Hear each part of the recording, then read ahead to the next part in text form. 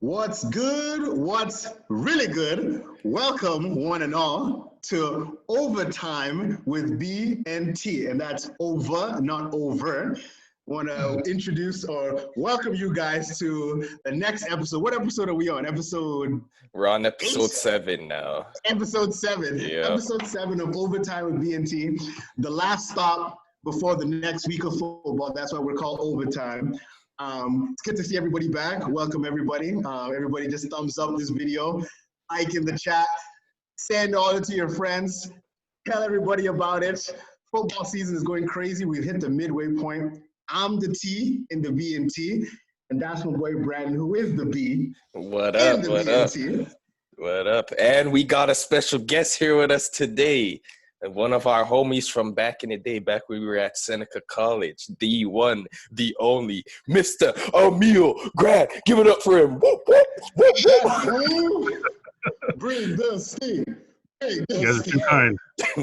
Yes, sir. I want to give y'all just a quick little rundown about Amiel. This guy right here, he is part of the reason why I have this podcast here with Tim today, because some of y'all who aren't familiar, this guy, he used to have his own podcast called The World of Sports with Amiel Grant. Sir. And he had me on a couple of times. So, I have to return the favor. I had to get him on and, share his wisdom, his football wisdom. So, Amiel, tell us a little bit about yourself. Tell us about, your football history. My football history. When did you first start liking football and how you still continue watch? We see right now that you're wearing a Mahomeboy jersey over there. I was gonna say, when did you purchase that jersey, huh? Well, I actually didn't purchase the jersey. It was gifted to me courtesy by one member, being Mr. B over here. Oh, yes, sir. We have a bet that we run every year where we pick all the games throughout the season. Whoever has the most picks at the end, the winner is granted a jersey of their choice. And he chose the reigning, defending, undisputed Super Bowl champions of the world. The new dynasty. Hey, man, and they got, you didn't even see, this is a Super Bowl jersey, too. This is a Super Bowl edition. Oh, yeah. I love it. I didn't even ask for that. They just gave it to me, so. Hey, man.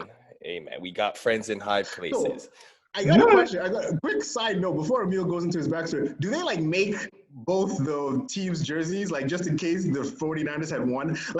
Does somebody now have a Garoppolo Super Bowl jersey? They probably do. Right They probably do. They usually donate them to the third world countries. That's why there was a 2011 Heat championship jersey or a T-shirt going around too, but we all know how that ended. So you're telling me right now, somewhere in Sierra Leone, some kid is walking around with a Jimmy Garoppolo Super Bowl jersey. You never know. No offense to my friends from Sierra Leone, but that's hilarious. Yes. Get back to your story there, Amiel. Let's see. The very first time I actually watched a game was the year that the Broncos repeated. So was that 98, I think? Elway, during Elway's run. Yeah. Was that 98? Sharp times. Yes, sir. I think it was 98. Pretty sure. Yeah, 98. I don't remember who they beat, though. I want to say the Packers. I could be wrong.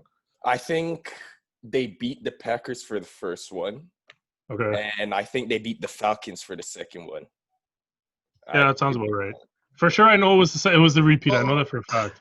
I'm pretty sure they were wearing the dark blues. It says here that they beat the Falcons in 99.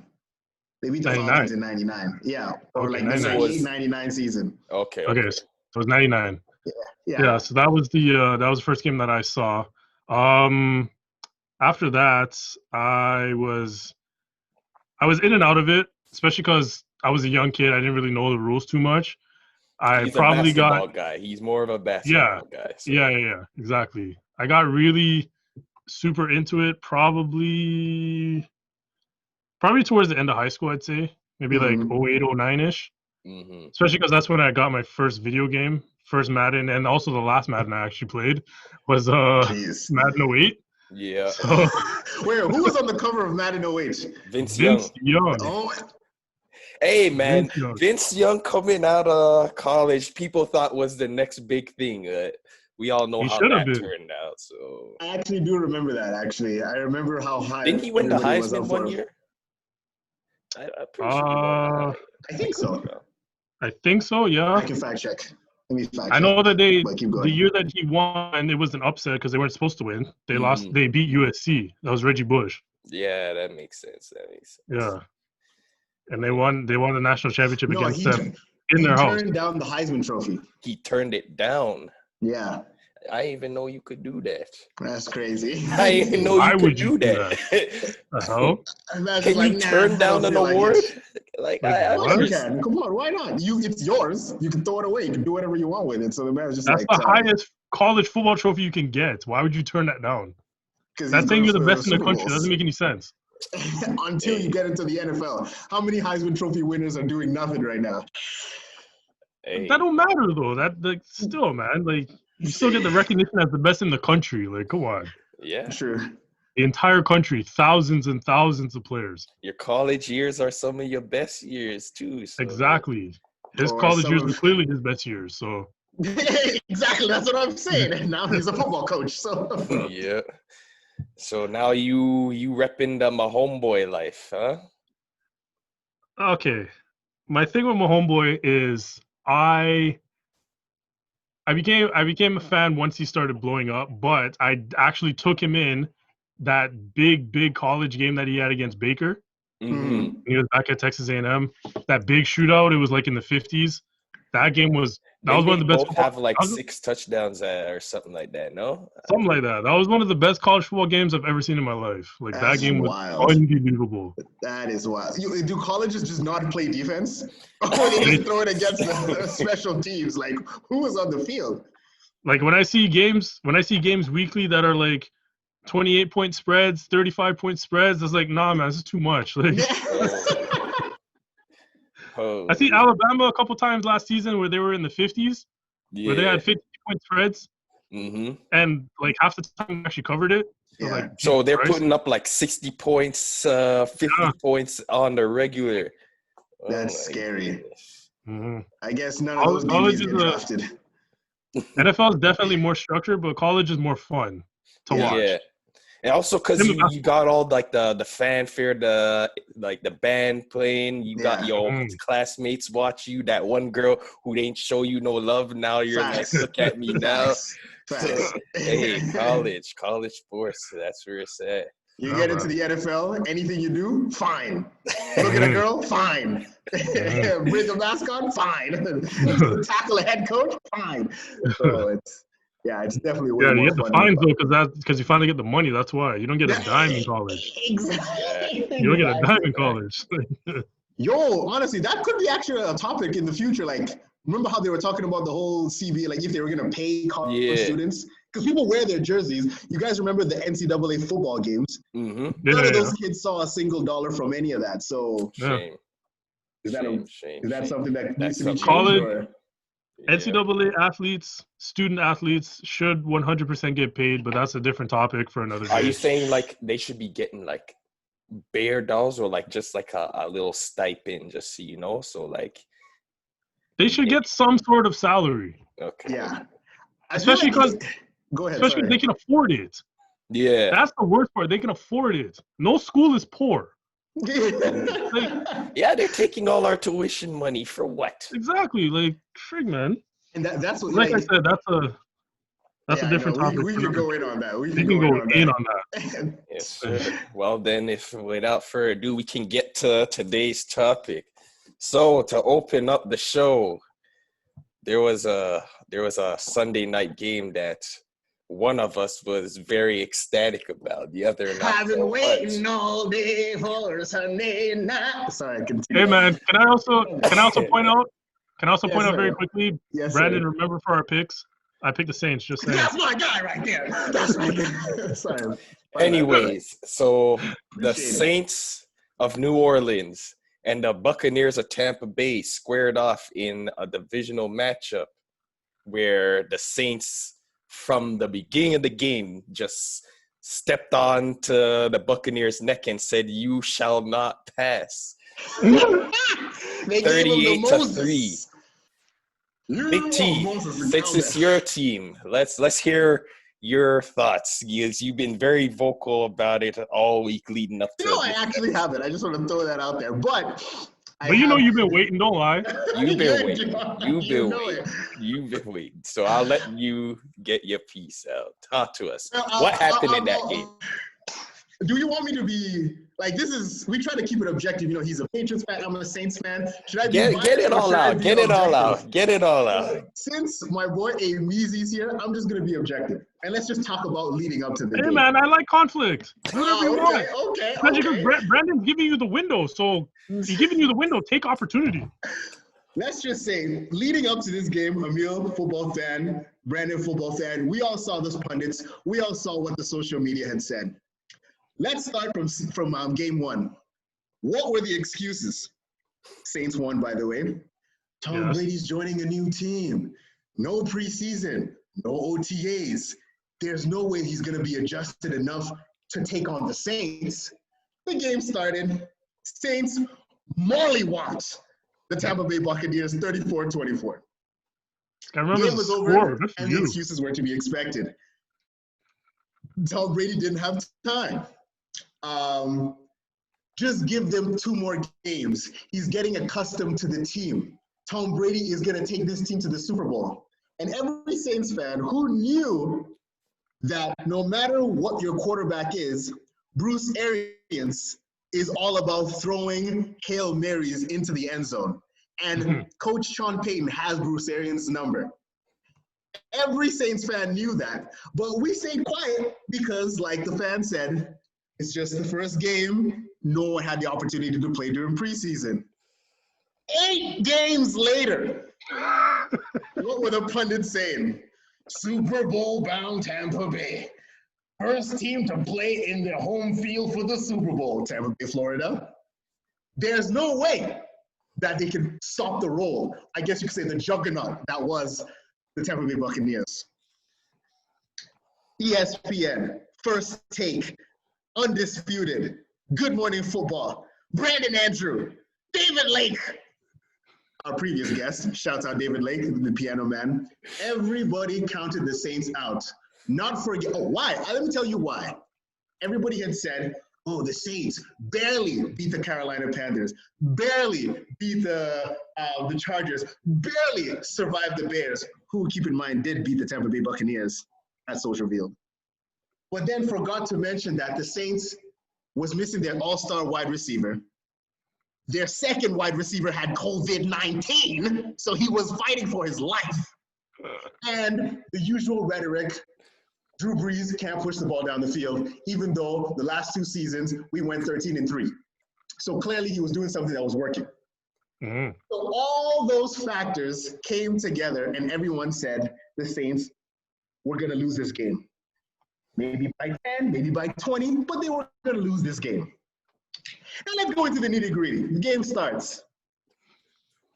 Tom Brady has the ball first. So let's not even just say that the Saints had an unfair advantage because Tom Brady had the ball first. 3 and out. Saints got the ball, 7 points, touchdown and field goal. Or extra point, I should say. Tom Brady gets the ball again. 3 and out. Saints get the ball, touchdown, 14-0. There's 10 minutes left in the first quarter. And the rest, I should say, is history. To my Saints fans, comment down below, Who Dat Nation. We know what our team is. We know what we stand for. I'm not asking for the world to give us respect, but I just want people to understand that the New Orleans Saints are a great football team, bitten with the injury bug, just like everybody else. But what gave me the joy wasn't that the Saints beat the Tampa Bay Buccaneers, because we beat them on a weekly basis and we party in our locker room.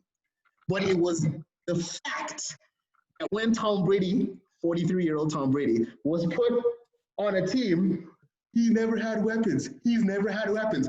Finally got his weapons received the biggest beating of his entire NFL career, 34 plus points. In fact, one quarterback has beaten Tom Brady, has given him two of his worst 5 losses in his 19 or 20-year career. Who was that quarterback? Drew Brees. Drew Brees beat him when he was in the Chargers, 40-17, and he beat him again with the Saints, 38-3. In fact, it was actually 38-0. They just wanted to be petty and score a field goal to get 3 extra points. And Tom Brady, it doesn't get any more pettier than letting your backup quarterback take the knee to end the game. All I'm saying, like I said, this doesn't mean the Buccaneers are a bad team because they're probably going to go against the Panthers and smash them. But with no C-Mac. With no C-Mac. There you go. But I just wanted to let the world know that this race, this NFC race, was not as simple as they all thought it was. Oh, you're done now. That's just part 1. Well, thank you, Tim, for that beautiful soliloquy about the game and everything leading up to it. Can I just throw these stats out real quick, and then I'll let you go, Brandon? Let's hear it. Which ones was I looking at? Brady, basically. Brady's friggin' stats for that game were atrocious. Yeah. They were atrocious. Yeah. They were so bad. Yeah. 22 for 38, 209, 0 TDs, 3 ints. I didn't even mention those. Rating of 40.4. I don't think I've seen a rating so low in a long ass time. A rating so low or a rating so low for Tom? Both. No, a rating so low for an NFL quarterback. Both. It should even be worse. First of all, one of those picks, that was a bobble right at the line. So, hey, that was an amazing play by the defensive lineman because 2 guys batted and the other one just caught it right in his head. But, hey, I have nothing to say. That game was just gross. It was, if it wasn't obvious before, it is obvious now. Marshawn Lattimore plays like Deion Sanders when he sees Mike Evans on the other side of the field. Because whenever it's anybody else, that dude can be caught. Y'all remember? I mean, he had 64 yards. It's not that bad. It was in zone coverage. But it was in zone coverage. Every time the Saints play cover 0 with man coverage, like individual man, he did not catch a ball against Marshawn Lattimore. In fact, numbers show 721 days since the last time he caught a ball one-on-one against Marshawn Lattimore.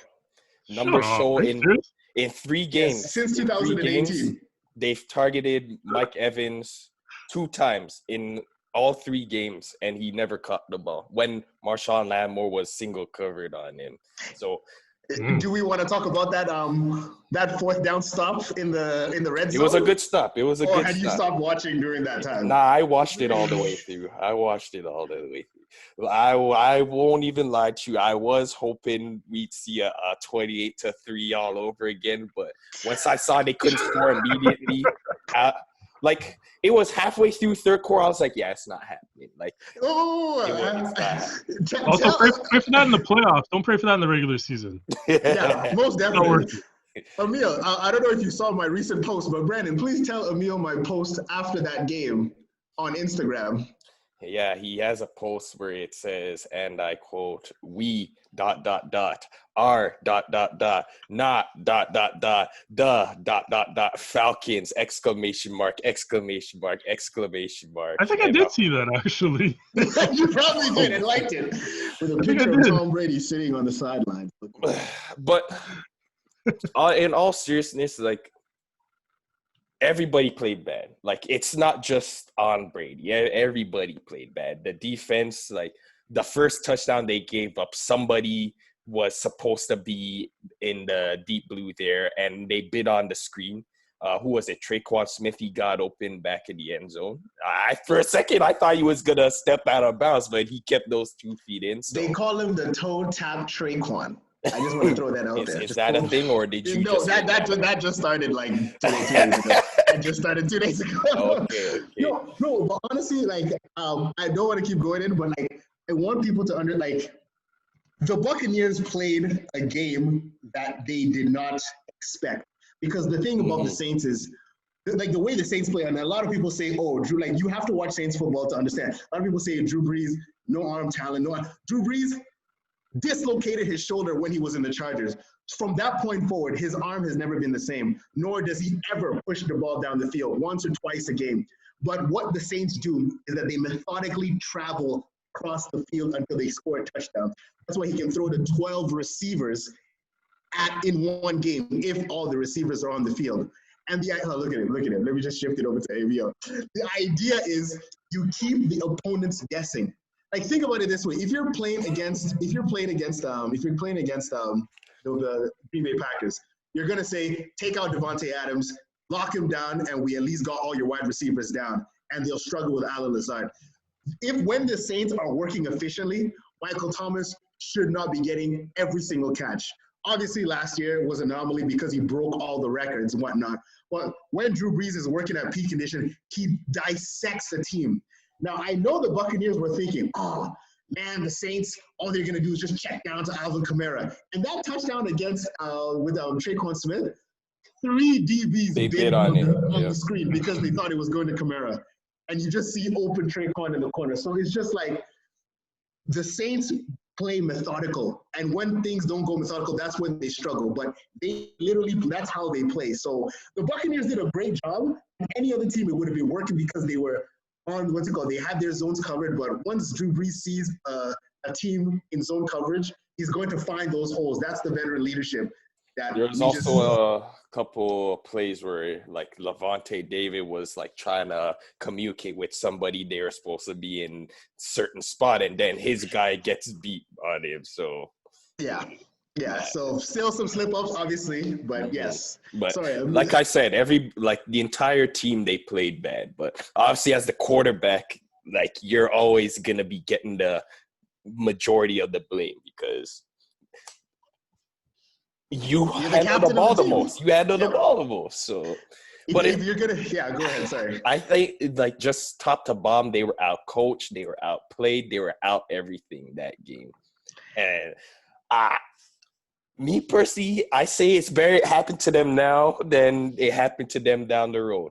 Because I don't foresee them losing that bad. They may lose, but I don't foresee them losing that badly ever again. It won't happen again. Yeah.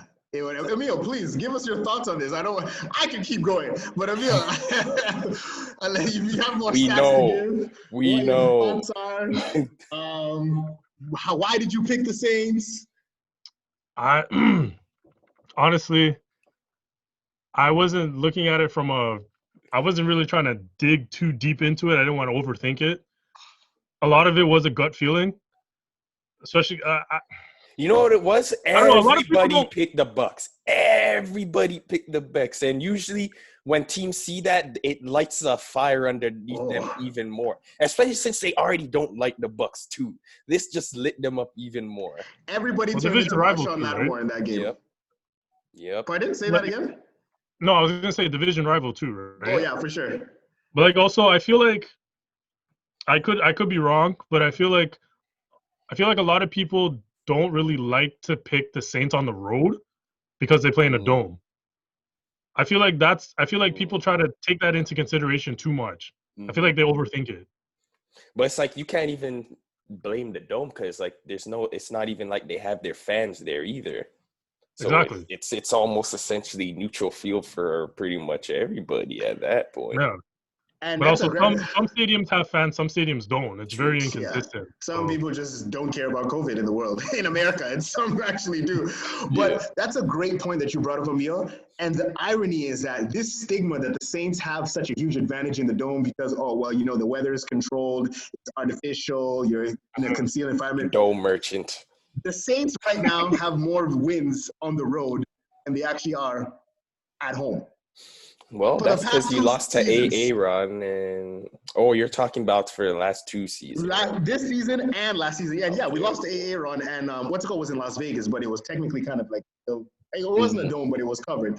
But Yeah. we lost to Aaron at home. Chicago Bears we beat. We go last year. Seattle Seahawks we beat at their home. So it's like, does that dome thing really matter Yeah, anymore? I remember that game. You're right. I feel like it's recently like because we know before like it was you go to the Superdome, you're not winning that game. But No, it's as not of happening. recently, they've been looking not as unbeatable, but they can be got now. So. Yeah, for sure. 100%. Yeah, no, it was, and that's the thing. Like for me, I hope that the team, like, I don't know if you guys listen to Pro Football Focus.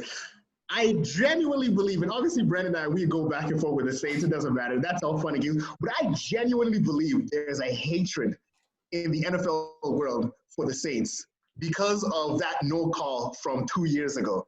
And if you guys remember, the Saints fans erupted. And because of that, yeah, of course, and because of that, they've been quite upset at the Saints for having an opinion in changing NFL rules. So when the Pro Football Focus, I forgot his name, something Matt Florio or something, he's like, oh, when the Saints lose against the Falcons, you're going to hear it from us. Like, what kind of petty, you're supposed to be objective. Really? They actually said that? They said those words. I can play you the video if you find it online, brother. They are gunning for the Saints to lose a game. So it's the Saints versus the world, bro. That's how it is right now. I think a lot of it could also be because of is it the Bounty Gates? Yes, that. Oh yeah. Well, I mean, Sean Payton paid for his sin, so it's like exactly. They took him off for a whole year. And Tom Brady over here, Mr. Deflategate, Mr. Recording the Bengals while they're playing. No one ever bats an eye. We talk about it on First Take. They've been calling us cheaters for years. They've been calling us cheaters. Now they're saying, "Oh, look at you now. You can't cheat to win games." They're still calling us cheaters, man. So it hasn't left us. There has to be some truth to it. So I don't know. Own up to it. Like, fire Bill Belichick. I'm sorry. And I have a question about Tom Brady coming to. This is a question for Brandon and Amiel, actually.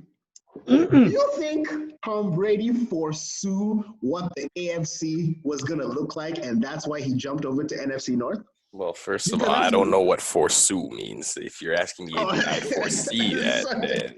Yeah, well, do you think he, the conversation was like, yo, Josh Allen is a weapon right now. Dolphins, they might be getting to a Tonga Vailoa.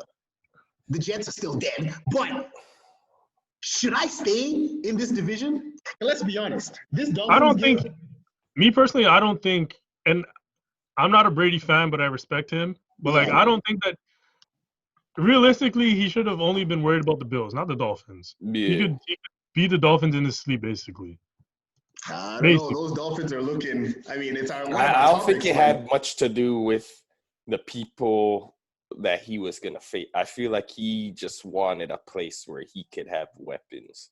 I think that was the main draw for him, because as you see now, it's like any opportunity for him to get a weapon, it's like, oh, bring Gronk over, bring Antonio Brown over. We're not going to address the relationship between him and Belichick, or?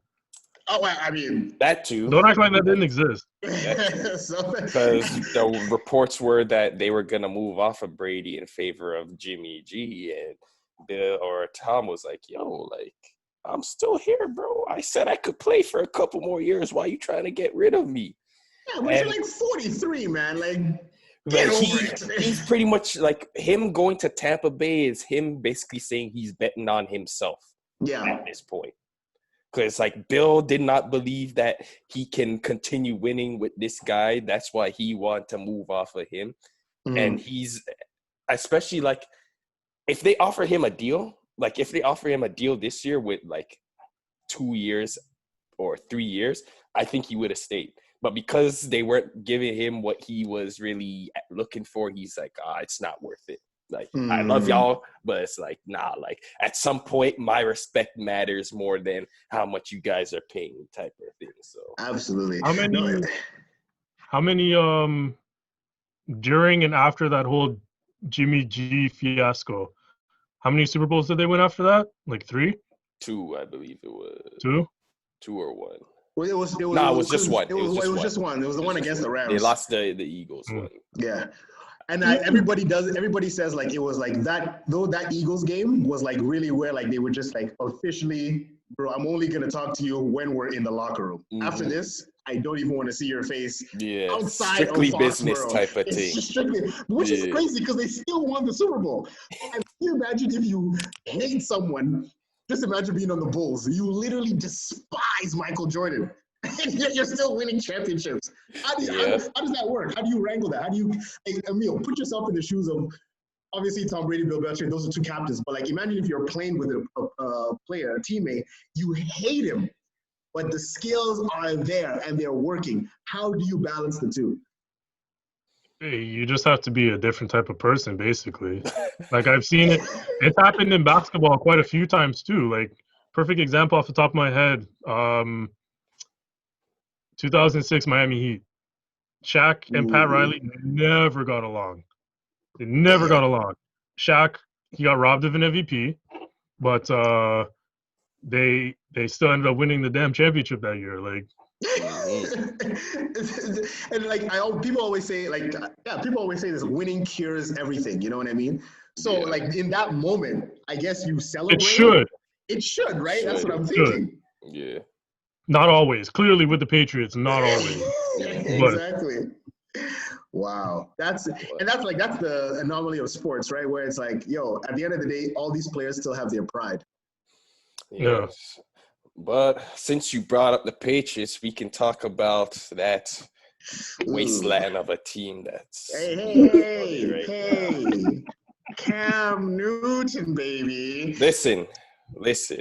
As I was telling you the other day, this season is a loss, but I don't think this is the last we've seen in Cam just yet in New England. I feel like he might stay for an encore year, and he'll be like, all right, Bill, like is he on a 1-year deal? Yeah, he's on a 1 year. It was a 1 year. It's a 1 year. Okay. But it's like Jacoby Myers was a quarterback in college that got converted to a wide receiver, and that's now his best weapon. He's a dark-skinned Julian Edelman now, essentially. I was about to say, wasn't Julian Edelman the exact same thing? Yeah, that's like let's put that into perspective. The best receiving weapons that they've had in the last couple of years that they've drafted have been quarterbacks that got converted to wide receivers. I feel like that's a Bill Belichick thing, honestly. Like I said in previous episode, he just misses on drafting wide receiver. He can pick them out when they've already established themselves. Like we saw with Brandon Lloyd, we saw with Randy Moss, we saw with another. Yeah, when they're already superstars. Exactly. when they already, everybody can tell they're a star at that point. But it's just, I don't know, something about the scouting out those college talents on the offensive side. It's like, well, isn't Belichick more of a defensive guy? Exactly. But he used to be a defensive coordinator, no? Yep. He was a defensive coordinator for Lawrence Taylor.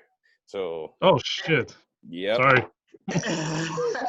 We'll bleep your mouth, don't worry.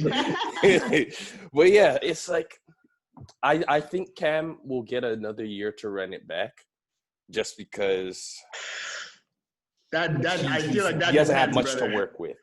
That depends. So do you think it has to do with the record? How they do towards the 1,000%. Like right now, the only division that's gonna get away with a losing record and still make it to the playoffs is the NFC East. Like you can go 1-15 and somehow make it into a wild card spot. But that's just because of the whole playoff format. It's kind of silly. But I'm thinking like Cam, like. They're not like right now, like in Cam's mind, he should not be thinking, oh, we're playing for a playoff spot. No, you're playing to show how good contract. You are. Exactly. Yeah. And if he can at least get them to if they can split the difference, like even like record right now, or even like 8-8, or even like 9-7, something like even if it's a losing record, but it's more like a Jameis Winston from last season with like 7-9. Yeah, that could be okay, and that's the only way I can see it. Like if they lose the rest of their game, he's gone. Like he's going to be a backup quarterback on a team, or he's just going to be a free agent for I don't know how long. That's my thoughts on it. It's the Jets, so you think that's matter too, though. Do you think it has something to do with because their record is so bad, they might be tempted to go get a quarterback in the draft, or just because they just don't want to bring him back? I think it's just they either if the record is bad, they'll bring in obviously and they'll draft a new QB like because their record like they'll be high enough in the draft where they could get one of those guys. So exactly, but that's what I'm saying. Is it going to be high enough to get Is it going to be high I don't enough think to they're get getting Sam Trevor Darnold Lawrence. I don't think they're getting Trevor Lawrence. But depending on the seeding, they may be able to get Justin Fields because No, I don't think so. You don't think so, huh? You think That's it's a 1 and 2 type of thing? Perhaps, yeah. Justin Fields could even go ahead of Trevor Lawrence too. You think so? But also, it's possible. Justin Fields is playing out of his mind right now. Yeah. But also in terms of record and stuff, the Patriots, they're under 500, but like I feel like they're not low enough. Like they're 3-5. Like there's teams that have 2 wins, there's teams that have 1 win, and the Jets are teams winless. Have 0. Yeah, the Jets are 0 and dead. Yeah. That's true. But that's my question is like no matter how this season goes, if I keep Cam Newton, I am giving him a Justin Jefferson or someone like that. Because get him some help. You can't do it anymore. Like you can't do it anymore. It's obviously he's like I think Amiel hit the point on the head where he said like what's his name is a defensive coach. Like a leopard can't change his spots. He can't change who he is, right? So like when it comes to wide receivers, like, oh, you're pretty good. Yeah, join the team. And like I guess he just relied on Tom Brady's excellence because at the end of the day, Tom Brady still GOAT status. He relied on that to just carry that offense while he took care of the defense, right? Defense, yada, yada, yada. But at this point, man's got to step out of his comfort zone and get, even if it's not a first round, second round, something. Do what the Green Bay Packers never did. Get a second round wide receiver just to hold on to the ball because I'm literally watching them drop balls that could easily be caught. Yeah. It's sad. It's really, but really sad. Are you putting that all on the wide receivers or are you splitting it between the wideouts and Cam? Well, Cam has to get better. Cam needs some blame too. Yeah, no, for sure. Like I mentioned to, it was you, Amiel, like he's missed a couple of passes where it's like, if he put a little bit more air on it, the receiver could have caught it. But it's like they don't even give him a margin of error either. Because certain receivers, they can just get wide open off of any type of coverage. But like he's pretty much has to thread needles every single time with these guys. And we know he's not the most accurate guy. So it's like, I know. I never actually took that in until this season more than ever. And I was just like, Cam has always been good, but his accuracy has never been like one of his, like if you look at his RuneScape status, his archery would have been like, like 1 out of 10, you know? His accuracy, you know? Run all over the wild, but I feel like he's one of those guys that focuses more on arm strength than accuracy. Yeah. Yes, it's true. Because a lot of guys like he has an arm, Josh Allen, they can gun it deep, but they don't got that precision. It's it's like you're just. It's like what are you really doing? Like, exactly, which was a question you and I had about Josh Allen, which he clearly proved us wrong against Seahawks. But Josh Allen had that arm because the little guy, everybody will say, well, who has the biggest arm? Everybody will say, he could throw like almost 70 yards, but like he's throwing 70 yards past the wide receiver. So, you know what I mean? So that's what I'm saying. Like, I would rather a check down quarterback who can hit me right between my numbers than somebody who can throw 80 yards and hit one of the fans or a baby in like the 4th row. So, random question for you. Do you think if Josh Allen was on the Chiefs, do you think he could overthrow Tyreek Hill? Do you think he could overthrow Tyreek Hill, or could Tyreek Hill get underneath that? Because I think he's got a bigger arm than Mahomes. And remember, Tyreek Hill had to like stop from Mahomes, like when he almost did. Yeah, he's had to stop for a couple of passes. But I forgot. It was against the Seahawks. He literally just threw it almost to the end zone. Like when just one of the later touchdowns of that game, and I'm just like, this guy, and he's tall too. So obviously, like that comes with Josh Allen? the arm strength. Yeah, Josh Allen. Yeah. Yeah. So yeah, no, that guy's a monster. And that's what I'm saying. I think Brady was afraid of Josh Allen. I don't think he was afraid of Josh Allen. Josh Allen's never beaten him, bro. You gotta beat the man before he could actually be afraid. To be the man, you gotta. I'd say he was for sure concerned about the Bills because they're the only team to be concerned about. But I don't think that was enough for him to leave the team. Yeah. Never been swept until now. Cough, cough. Keep it moving. How you doing? Yeah, it only took 19 years. It only took 19 years. You know, I'm actually quite surprised that the Jets, the Buffalo Bills, nor the Miami Dolphins never thought, hey, Tom Brady is a statue quarterback. Why don't we spend our entire cap space on a D line that can rush this guy? He doesn't scramble. It's so simple. True. He can't run to save his life. The one juke he has was against Brian Urlacher in like 2006. Oh, the racist one. Oh, yeah. But moving on. Oh, man. We can talk about a lot of these games, but in particular, we want to talk about trap games, as we saw almost happen with the Pittsburgh Steelers and the Dallas Cowboys. Because for a majority of that game, the Dallas Cowboys, who haven't done much of anything since Dak Prescott went down, except injured, they were up by like, what was the score? 13-0 at one point? It was 13-0. And they came back and on the undefeated Pittsburgh Steelers, who just came off of a big game versus Lamar the week before. So, Big T, take it away. What's going on with these trap games?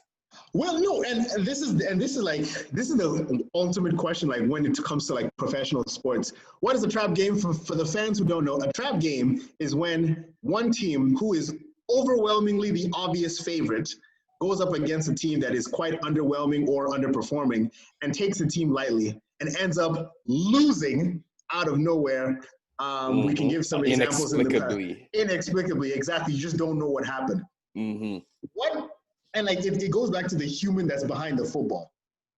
We seem to forget that these players are all professional. That's why you can have somebody like a Carlos Dunlap who comes from the Bengals. You know what I mean? Comes all the way to the Seahawks and actually still perform. What that means is that individual players can still excel. All they need is motivation. Jackrabbit Jenkins, he was on the New York Giants. He's known as the Jackrabbit, obviously, because he was all over the field. He has a reputation in the NFL. Tyrann Mathieu, obviously everybody knew him as the Honey Badger, but he was on the Houston Texans. And you realize that— And with Arizona, too. And Arizona, yeah. These are talents. But when an individual does not have motivation, they will not play to their best effort. And the perfect example, like you mentioned before, is Marshawn Lattimore. He was insulted. I remember, everybody remembers, it was the game that the Saints lost, actually, against the Buccaneers back in 2017 or 18. And funny enough, it was Jameis Winston. Jameis Winston was egging on Marshawn Lattimore, and Marshawn pushed Jameis Winston, and then Mike Evans came in and put him in the back of the head. And that was the same game where Mike Evans had like beat him down for like a couple of touchdowns. And ever since then, every time he sees that man's face, he turns into Deion Sanders. When the full moon's right high in the sky. Prime time. Can you imagine? Instead of howling, he's prime time. No, for real. And that's what's so amazing about sports is that like anyone can get got on any given Sunday. Shout out to Jamie Foxx. Anyone can get caught on any given Sunday with the right motivation. The Steelers came in against the Cowboys, and everybody was same situation with the Pittsburgh, with Tampa Bay and Saints. You're just gonna dog walk them. It's not gonna be a deal. But the Cowboys, even at their wounded stage, these players are still professionals. Like obviously us as like football fans, and we see a team that's 0-9 or we see a team that's 2-6, like we think they're not good, but it's just because the caliber that they're playing against or the teams that they're going up against are just playing that much better, or they're just not motivated. And right now, if I honestly was like a cornerback for the Cowboys, I would not be motivated. But if someone tells me that I am Third going string. to third string, exactly. Imagine what was it? Imagine the fourth string kicker for the Dallas Cowboys. This guy probably works at Sobeys or a Fortino's. Let's just be honest. That's what I'm saying. But if you give a team enough motivation, Yep. like that wasn't that the first, that was what's his name, Blake something Gilbert, the quarterback for the Cowboys. Yeah, he's a third string. First career start, and he was throwing touchdowns against PJ Watt, against this Iron Curtain.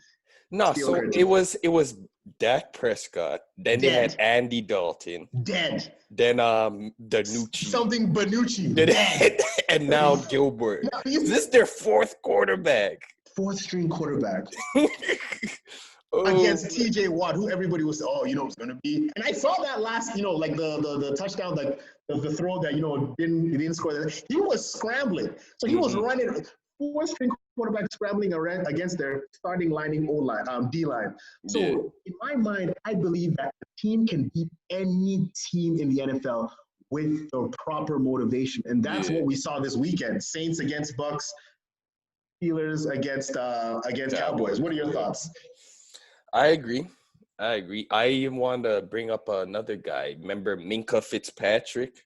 Remember he went from playing with the Dolphins, boom, he got traded for a first-round pick, and now he got first-team All-Pro literally the year afterwards. So it's like, man found the right motivation. The Steelers like, yo, you're good. Play with us, bro. Show us what you're really made of. And man had a career year. So the right motivation is, in fact, correct. It's like, these trap games though, they're few and far between, but when they happen, they're a joy to watch, because like the team where like nothing could go right, all of a sudden everything's going right for them, and it's beautiful to watch. So I do agree with you. The question is, if you're on the losing side of a trap game, so basically a team like the Steelers, if they had lost that game, how do you stay, like, for example, Tampa Bay right now, how do you stay motivated going into the next game? Do you say, oh, that was just a one-time thing, bury the tape, we don't need to watch it, we just didn't wake up today? Or do you learn, how do you learn from something like that? I think you also play into the factor, like how the coaches handle it, because some coaches, like, I don't know how Bruce Arians handles that, but I know Bill, he's going to have that game on the bulletin board for the rest of the year. He's like, bro, like, you see what you did that game? That better not happen. Oh, you see that blown coverage? I better not see that. Even if they don't get a touchdown off of it, even if the quarterback doesn't see it, you don't even give him the opportunity to see it. So it all comes down to the coaching at that point on how they handle the situation. Some coach will just be like, bro, like, you guys are good. Like, this is a one-off. Like, just keep on doing what you're doing before this game. So, coaching. That's my answer, coaching. So you think he's going to go into, what was the name of the DB that tripped over something Perriman when he caught that touchdown for the Jets? Oh, J.C. Jackson. J.C. Jackson. Hey, he got an interception a couple plays later, so he made up for it. But I don't think he's going to sit well with knowing that he was pretty much getting targeted for most of the game. So Hey. Like my boy Uncle Shannon Sharp used to say, if you light my house on fire, should I give you credit if you wake me up? I'm sorry. I don't think I can. Hey, man. I don't know. It's just interesting to me. I don't even want to talk about last week. Well, before I get off of last week, we still got two more things we got to bring up. We got to bring up the Lamar Jackson, Mr. Big Trust in the building, the reigning MVP, if we have forgotten already. He did win the MVP just last season. You will never let that go, will you? Two, no? Huh? Madden cover 2? Yep, Madden Oh cover as yeah, well. I downloaded Madden for my phone. He's the cover of my. He's the emoji. Yes, sir. So there was a report that came out the other day where Lamar Jackson said, and I quote, defenses are calling the Ravens offensive plays at the line of scrimmage. So I have to ask you, what do you think is the problem with this right here?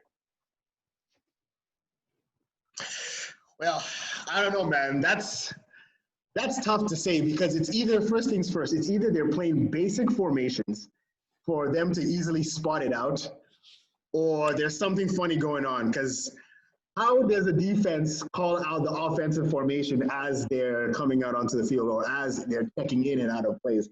That's really confusing to me. Like when he released that, I didn't want to say, "Oh, Lamar's coming up with an excuse," because I don't think he's ever the person to do that. Mm-hmm. You know what I mean? Lamar's never a person to either give like an excuse for why they're losing. Mm-hmm. But it just might be plays that they've been running over and over and over again. That, like, You think it's like the teams have a lot of tape and like once they see certain formations, they're like, okay, this is what they're going to. Exactly, and this goes back to what we're talking about like Lamar. When David came on, he was saying, how much versatility does he really have, or do they allow him to have? Is he just throwing the ball to Mark Andrews, or is he just running down, or is he just doing a quarterback draw? And that seems to be the case for all their plays. And if I'm a team, like if I'm a competent team, I'm going to be watching out for that on a consistent basis. So the moment they see a tight end going into motion, or another tight end moving out like a wide receiver, most likely they're going to do that. Or I don't know. Are you guys conspiracy theories to say someone's trying to sabotage? I wouldn't say that much. I think, like you mentioned, I think they have a vanilla play calling system because, like, how is it you have somebody like Marquise Hollywood Brown on your team, and I do not see any clips of him burning somebody down the sideline on Instagram or YouTube? Like, what is his numbers for the year? Like, does he get his touches throughout the game? How many targets? Yeah, that's a good question. I'll have to check that out. But Marquise Brown. But like, it seems like it's a very running back, tight end dominant type of offense. That's what I was saying, and I'm like, you actually said it perfectly when you say vanilla. Vanilla is the perfect word. They have a very basic offense, if you really think about it. Like, they don't do much other than throwing. So I'm looking at his 2020. He's got 30 receptions, 417 yards, 13 yards, 13.9 yards a reception. He's got 2 touchdowns so far. But so they give him the ball, like they definitely do. And obviously they don't run like West Coast style of offense where like there's a lot of motion, a lot of misdirection in the backfield. But I feel like, and now would be the perfect time to get David's opinion, but like I feel like the play calling is ruining their chances of taking it to the next level.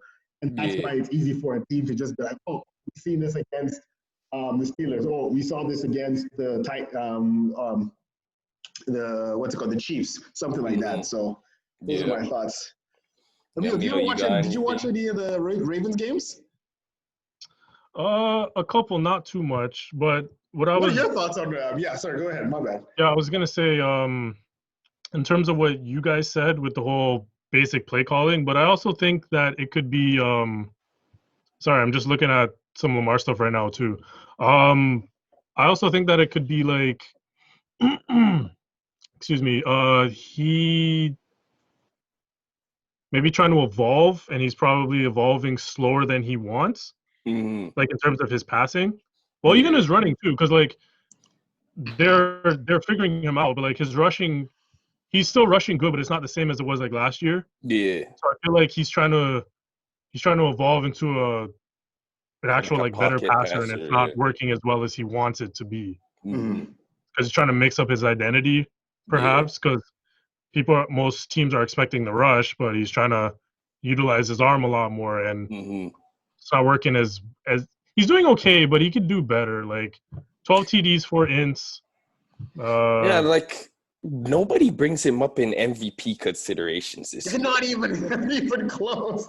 Like I've yet to hear Lamar Jackson's name brought up. Like 6-2. coincidentally, just to toot Big T's horn, I did hear Alvin Kamara's name as an MVP potentiality, but He can't even look me in the eye when he says it.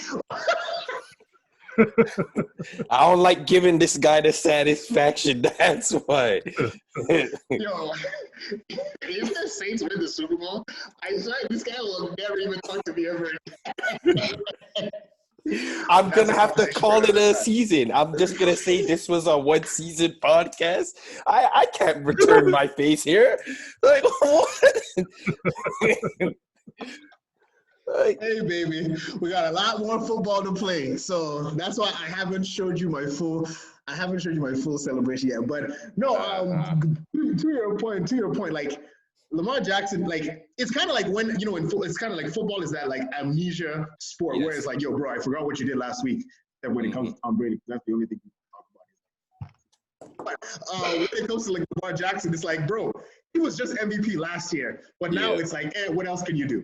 You know what I mean? And I think you said it before. Brandon said it before earlier when he said the reason people are so scrutinizing is like, well, you were MVP, and we're expecting you to take me to a higher level. So when he raised that bar super high at such an early time, now they're going to be like, oh, do it again. Like you won it the first year, but he's still like 23 years old. Like, can the man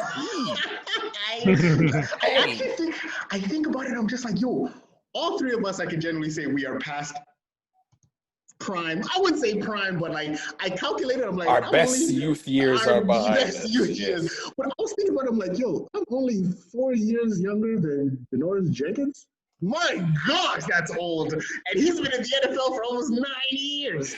So like, what were we doing? Imagine us in the NFL at 21, 22, and you have that that praise. And obviously I'm not saying he's weak-minded or anything like that. It's like that status that they put you on, like, what would it do? How would it affect you? How would it push you or maybe intimidate you?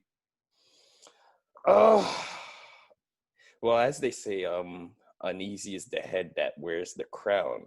So there's a lot of responsibility on it. Me personally, if I was in his position, just the way I am, just every single week I'd be looking to prove the people wrong. It's like, if I have a 5-touchdown game, I'm letting all those reporters know, yeah, you made fun of me last week when I threw a game-ending interception. What about now? What you guys say now? That's the type of person that I would be. But not everyone's built different. You know, they all go through their whole PR training. So I can't personally speak on that, but the way my mindset is now, I'm letting everybody know every time they bash me, and then I come back with a good game. I love it. No, I understand. Like, I know they always tell fans, they always tell the audience, the PR or the press, like, oh, we don't read press clippings. Yeah, we just do us. That is a lie. We all know that once you saw them saying, oh, you're gonna suck, you read it, you get upset, and then you play it twice as hard. Especially in social media era. You don't believe that these guys see everything that's being talked about them too? They don't see those people tweeting them saying, oh, bro, you suck. They see that stuff. They see it. I don't care what they say. They see everything. You have to. And then the crazy thing is that like the era that we're in, if you think about it, it's like a paradigm shift in quarterbacks. You know what I mean? Like we got Justin Herbert, we got Tua Tagovailoa. I love saying his name. We got Hawaiian. We got what's our guy's name? Kyler Murray. Like there's a shift in QBs, and like I feel like the pressure is heavier now than it was back when the Rodgers and like I just feel, I don't know if it's just me personally, maybe because I'm more conscious now than I was back then. But like when Drew Brees came into the Super Bowl, into the NFL, no one was expecting him to win a Super Bowl. They were just like, okay, this guy from Purdue, whatever, he's decent, he can help the Chargers do something. They cut him 2 years into it, right? Even Tom Brady, like there was not that much, obviously, press or like that much hype behind all these quarterbacks, and now they're literally all-time greats. Yeah. You know, so do we go these people too early? Like the Mahomes, the Russell Wilson, not the Russell Wilson, but like the Lamar Jacksons, the Kyler Murrays. Like, are we giving them way too much credibility? And this is a question for Amiel. I want to get your opinion on this first. But like, are we like I said, these are 22-year-olds. Are we giving them too much credit right now before they even achieve anything? Because like, yeah. Well, I feel like personally, these certain types of players, Mahomes, Lamar especially, Kyler Murray to a degree, but I don't think he's there yet. I feel like these okay, we'll just stick with Mahomes and Lamar, right? I feel like they won the MVPs. Yeah, of course. That, but also just in general, the way they've taken the league by storm, I feel like they've done it. They've blown up way earlier than anyone expected them to. And now, like you said about the whole pressure and everything, that's probably weighing on them too. But the difference between Lamar and Mahomes has the playoff wins. Lamar, does he have a playoff win? Nope. No, he doesn't. There's reports going around that Lamar is literally beaten basically everyone except for the big games. Yeah. Right? So that could be weighing on him too. Like, yeah, okay, Lamar has the Heisman, but he won the Heisman on a so-so team. Like Louisville, like they weren't a good team. They weren't winning a national championship. I don't even know if they won a bowl game. They probably did, but like, yeah. So like, I feel like the difference between the two, like, they have similarities, but they have differences as well. Mahomes has been able to deal with the pressure, and he's won a Super Bowl. Well, I think for Mahomes in particular, like, even if he doesn't win this year, nobody's gonna get at him because he won last year, and he won in a very convincing fashion. Like all the games he was trailing, so he could probably lose the rest of the game. Nobody's gonna get at him at this point because he's been able to withstand the pressure. He's won. He's not there yet. So Brandon, please calm down. But people have been comparing him as like the GOAT, basically, or like close to the GOAT, or like up there. Like the potential is like it's raw as hell. Yeah, so, like, it's off the trajectory. Mahomes has been able to deal with the pressure. He has cashed in, and he has, I'm pretty sure, probably the richest contract in the history of sports. Literally cashed in. Like Lamar, he still has work to do. Yeah, especially since like everyone's pretty much dubbed him the best running quarterback ever. Yeah. So now it's like, oh, Michael Vick was able to do so and so. Why are you able to pass like Michael Vick? Oh, why couldn't you get that run for first down? Michael Vick would have done that. So, and I also think other quarterbacks as well, because Lamar and Mahomes won. Now we're looking at Deshaun. It's like, okay, what can you do, Deshaun? Okay, Kyler, what can you do? Josh Allen, what can you do? So them as well, since they kind of raised the bar of how good you can be coming out of college, just you hit the ground running. It also puts a lot of pressure on the younger guys as well. So Deshaun, he's just been dealt bad hands. Yeah. With him. But he also has another level that he could reach. That's the scary thing about him. He's good, but he also has another level that he could top. He's just been dealt bad hands. That's the thing with him. Oh. Yeah. And you know what's crazy? That playoff win against Buffalo. Honestly, like that feels like forever ago now. Right? It wounds me to think somebody like Deshaun Watson will not see playoff pictures like that in the immediate future if something is not done. Because it's kind of like we got a flash, what do you call it? We got like a flash in the sky. You know what I mean? Like a rare occasion. And we're like, oh, can that ever happen again? Oh, wait, we're getting rid of DeAndre Hopkins. Oh, wait, we fired our head coach. Oh, wait, this team's dead. So you feel like Jim's an idiot. Yeah, standard.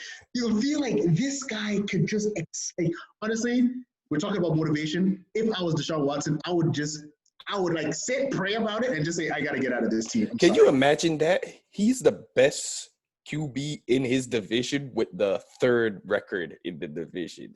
Could you imagine how that sits with him? I don't think he sleeps well at night knowing that. He's looking at the Colts. He's looking at the Titans. He's like, I'm better than these guys. That's the thing. Oh, my gosh. I told you, I said, if they had taken him, put him on Dallas Cowboys, whole different picture. Yeah. Damn boys would be in the playoff picture. Let's just be honest.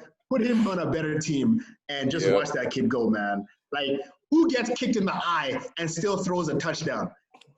Deshaun Watson. Like, Deshaun Watson. Serious? And like Texans, they do need some weapons. Their offense isn't the greatest, but like their defense is atrocious. Yeah. So like you can't put all the blame on him. Their defense is terrible. Exactly. They're the second worst. I'm looking at it right now. They're the second worst defense in the league. Oh.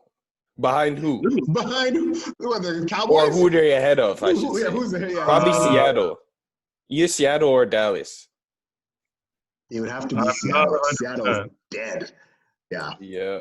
I'll try and dig for it, but I'm not 100%. Yeah, we can come back to that. But since we're on the topic of the young QBs, we can go more specifically to these rookie QBs. So we got Mr. Justin Herbert from the Chargers. We got Joe Burrow from the Bengals. And we got, take it away, T, from the Dolphins. Sorry.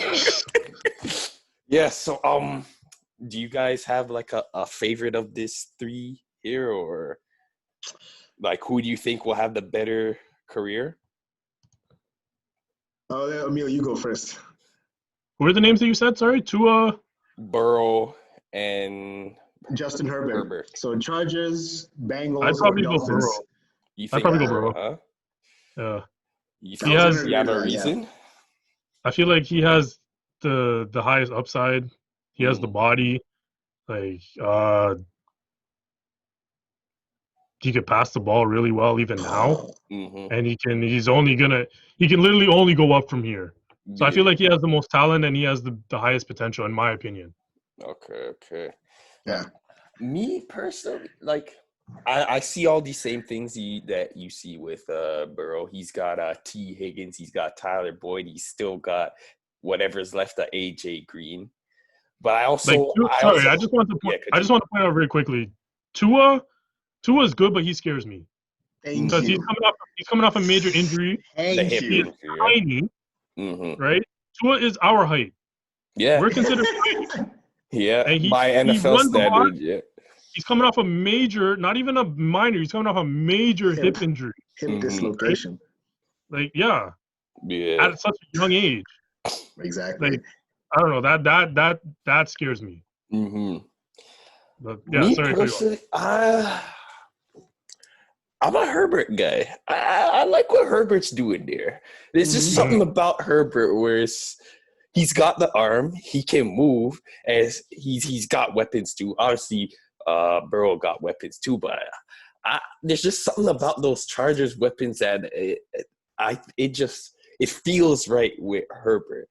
But see, the thing about both Herbert and Burrow, they both have Mahomes and Lamar in their division that it's like they have to get past those guys in order to prosper, you know? So they still got obstacles in their way, but I just feel like you can never go wrong with somebody who can gun it downfield and run the ball. I don't think Burrow's got the arm that Herbert does. No, he doesn't. I'll tell you, like I choose Joey B. Joey LSU Tigers B. Saints, by the way, New Orleans. Actually, Louisiana, whatever. Bad Rouge. But the reason why I choose Joey Burrow is because first, he's got the arm. He's got a good arm, and I think all of them have what it takes to be like a good, functional leading quarterback. But specifically, the intangibles are the most important thing. When I say the intangibles, I look at Justin Herbert, for example. I'm not disrespecting his character, but I don't think he has what it takes yet to will his team to victory. Want to know why? They were up 20-3 against the Saints. They were up 17. 20-3? It was bad. They were up 20-3 against the Saints. And the Saints scored 17 unanswered points, came back, took it to overtime, and obviously we took the game. Who else played against them? Tom Brady, the Buccaneers. They played against them. They had a lead on them too. They had a lead on them. They had a lead on Mahomes. And what I'm seeing is that when it comes down to crunch time, when he needs to make the throws, and even just to encourage the team to rile the team up, he's not there yet. You know what I mean? Like that's when like he kicks back into like the his rookie is showing. His rookie show. Yeah, it's like statistically, functionally, like put him on the field, game's on, boom, the guy will throw 45 yards down the field. Like, but when it comes down to like that moment where you need to like against the for example, against the Las Vegas Raiders, they literally just lost another game. They could have easily won that one if he just held on to it too. That could have been the one. But are we having this conversation right now if he gets that one though? And that's what I'm saying. It's like that decision making where like Tom Brady's gonna be like, no, we're gonna go for we're gonna get this touchdown. And I'm not comparing him to Tom Brady, but like even somebody like Derek Carr, who was his opponent in that game. Derek Carr is the imagination in the coach conversation. But like, he has at least what it takes to will his team, unless they're going up against insurmountable odds. Mahomes, what does Mahomes say? You gotta hit me! You gotta hit me! Do you think what's his name is gonna say that? Justin Herbert's gonna say that? He's not gonna say that. Nah, he's not there yet. And Joe Burrow, I feel like he has that. He has that X factor, and I am just like my boy Amiel said. Tua is one sack away from a career-ending injury. Fall. One terrible Aaron Donald tackle away. He survived Aaron Donald though. Barely. Barely. Hey, but even back to what you're saying, remember when we were talking about the just proving guys wrong, like I remember calling Coward. He was saying, yo, like Tua doesn't, he's short and he can't even move. Like he doesn't have any quickness. And then there was that one play where he broke out the sack and he ran for, what was it, like 50 plus yards? I'm like, I know he was thinking about what they were saying. He was of course. But I didn't expect that from him. I didn't expect that from him, too. That looked like a 20-yard loss. And he turned it into a 15-yard gain, which was bananas. And honestly, the awesome thing about that game was literally like, Murray played a perfect game. Like, Kyler Murray played a perfect game. I watched the game again, and I'm just like... Aside from the strip sack that got returned for a touchdown. I mean, he still came, like, he made up with it. I guess he put out the fire in the house, right? But, man, the kicker. I feel like it was just, it was that one was just like, that still, to me, doesn't determine who's better, Kyler or Tua. But, like, for the long run, I project, like, anybody that can make the Bengals respectable, that kid needs to be in the Rookie of the Year conversation. Let's just be honest. The Bengals. He makes them respectable now. Yeah. So they need to get him some protection, or that dude is going to get crushed day in, day out. And he's good. Yeah, definitely. You remember that one clip where he slid and he's like, yeah, I'm not letting you guys hit me anymore. He even said it himself. He's like, I learned my lesson. Oh my gosh. But a perfect example of like willing your team to win, look what they did to the Titans. We expected the Titans to just dog walk those guys. Yeah. And he was like, nope. And you saw how he did his own juke too? That was in like, I don't even know what you call it. Like Street Fighter, homeboy was just dodging all those Chun-Li kicks. He was moving and grooving. So I feel like Burrow, man, get this guy. Like, you know what they should do? If they draft at least a second round, second round, what's it called? What do you call it? O-line or a guard? Yeah. Oh, man, they're going to do so well because they have the weapons. They have the weapons.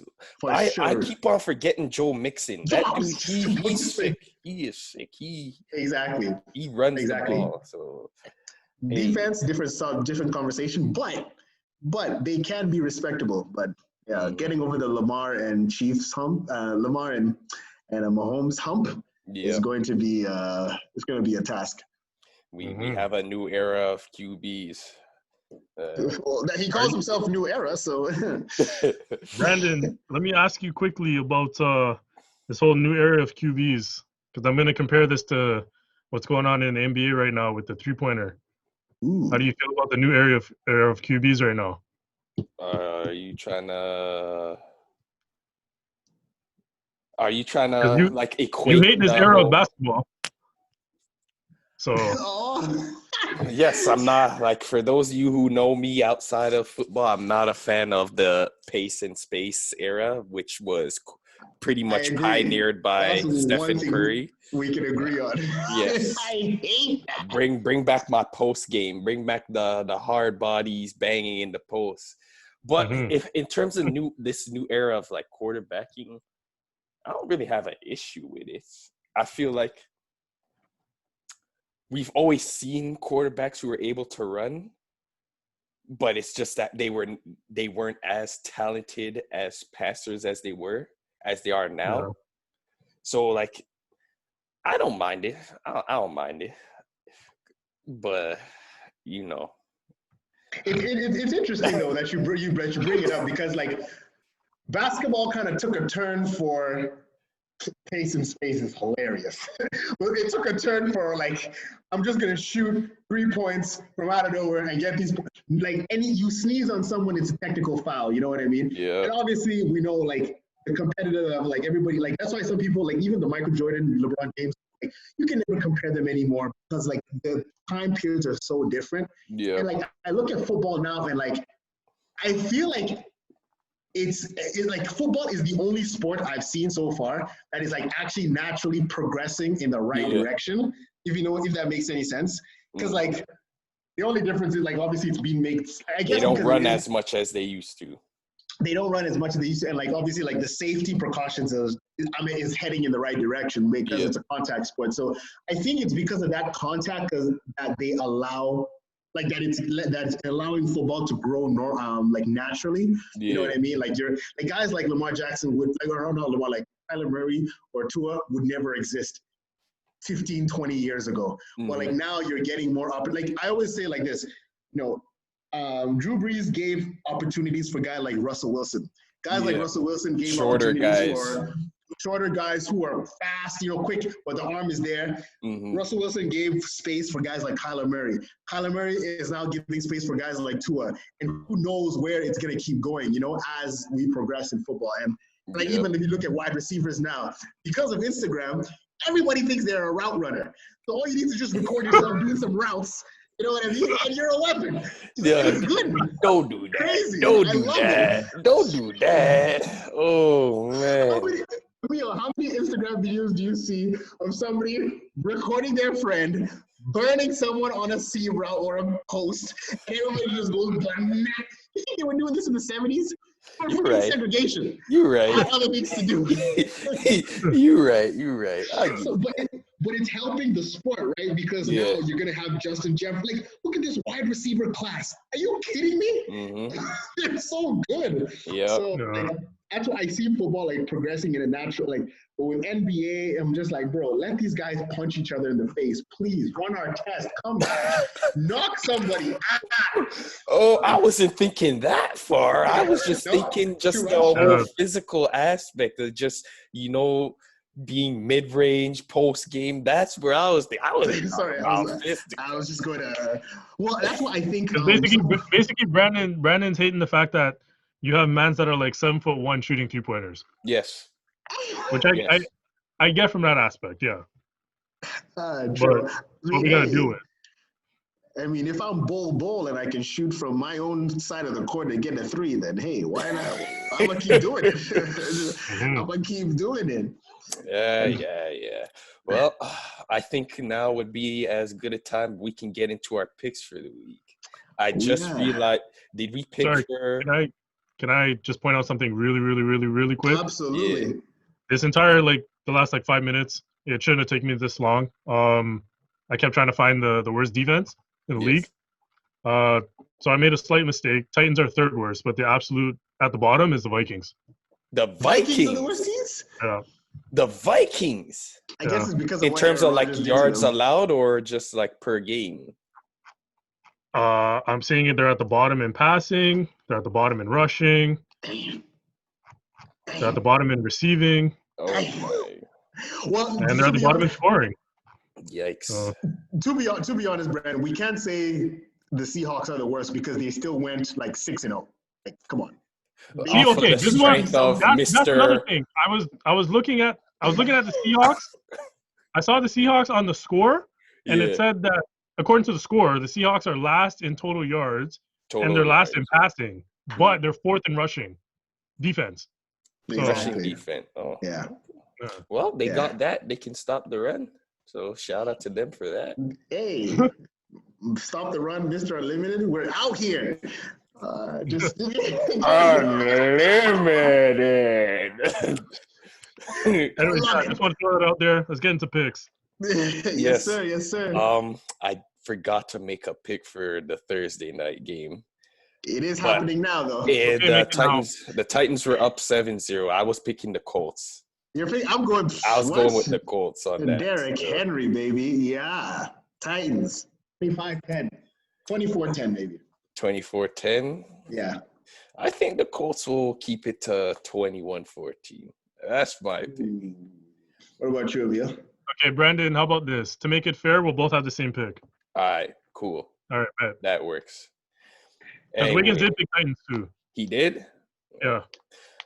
Well, next up, we got Tampa Bay versus Carolina Panthers. It's a 1 o'clock game. Oh, yeah, you guys are doing scores too? Usually we do scores. Usually. Okay. That's fine. I was making sure. Yeah. Carolina. I think this is going to be a close game. I think it'll be a close game. Yeah. Yo, what Teddy B's been doing? You know what I want the Saints to do? Because Joe Brady, the offensive coordinator, used to work for the Saints. Just for Teddy's sake, I want the New Orleans Saints to just give them, here's a blueprint, just slide it into the Panthers locker room and just. But do they have the personnel for it? No, that's another thing. Good question. I think the Bucks win a 7-point game. Yeah, I say a 7-point game. The Bucks are winning this game. Yeah, the Bucks are winning. I say 7 point. Yeah, probably by 1 touchdown. I'll say 1 touchdown or a field goal. But it'll be 21.